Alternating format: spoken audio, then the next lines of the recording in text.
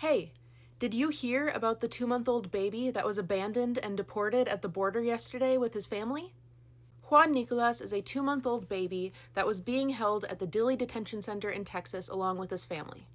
That is the same facility that had an outbreak of measles 2 weeks ago. Also the same facility that Liam Ramos and his dad were held at, where Liam, his health began to decline too. Juan Nicolas has spent half of his life in detainment. Over the course of 3 weeks, which, is about half of 2 months old, Juan began to experience difficulty breathing. He was choking on his own vomit. He was very clearly in respiratory distress and had a persistent cough. At the Dilley Detention Center, he was not receiving medical care because the center is not equipped to handle it.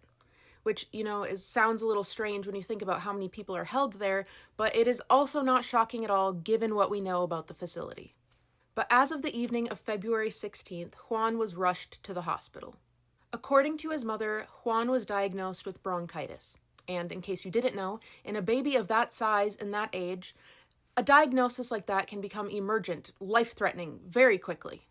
But despite his diagnosis and the fact that he was unresponsive at times, the hospital released Juan back to the Dilley Detention Center around midnight the same day.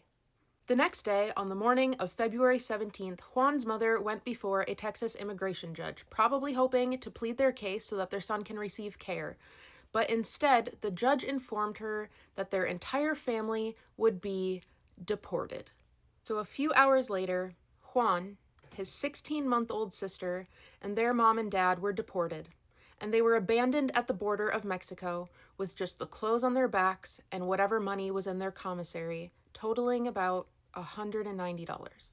Now, I don't know about you, but $190 is not enough money to support a family of 4.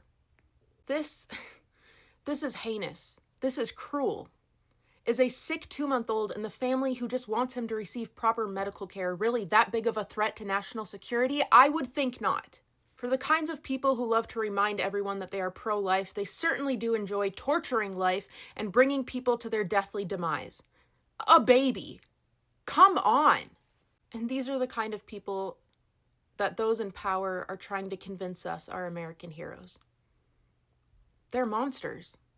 And that doesn't even begin to cover it. I no longer have words strong enough to describe it. They're evil. Point blank, period.